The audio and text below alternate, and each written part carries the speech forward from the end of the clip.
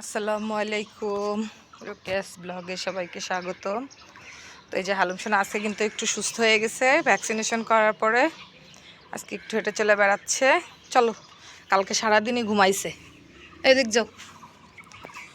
তো আজকে এই যে রোদ উঠছে, এই জন্য ছাদে নিয়ে আসলাম যে ও একটু রোদ পোহাক, করতে আবার রৌদ্র অনেক বেশি পছন্দ। আর সবাই অবশ্যই ওকে দেখে মাশাআল্লাহ বলবেন, ওর না হয়তো নজর লাগে। আর আমার পাখিটা অনেক অনেক অনেক মাশাআল্লাহ, তাই না? ওর এই জায়গাটা অনেক পছন্দ। ও সব সময় এসে এই যে মানে একটু আপডাল পায়, একটু বসতে পারে। এখন এই যে পুতুল পুতুল হয়ে বসে আছে, মাশাআল্লাহ মাশাআল্লাহ। তো যারা হালুমকে ভালোবাসেন,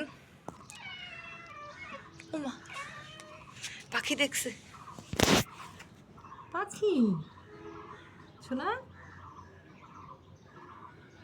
পাখি একটা পাখি দেখে করতেছে। তো মাশাআল্লাহ মাশাআল্লাহ। গায়ে পানি পড়তেছে, উপরে কাপুন নাড়া। সরে যা পাখি, দেখি আমি কাপড়টা টেনে দেই। সকালে ধুয়ে নেড়ে দিছি,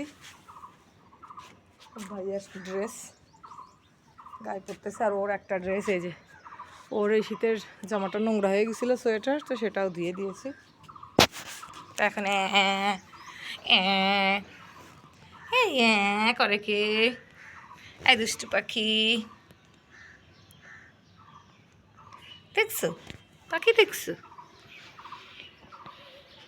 পাখি, তুমি দেখছো মা? তো সবাই হালুমের জন্য বেশি বেশি দোয়া করবেন। তোমার সোনাময় না, খাও ঘাস খাও। এই হাস্যকর বিষয় কি, এই যে এই ঘাস গাছটা ও বাড়তেই দিল না।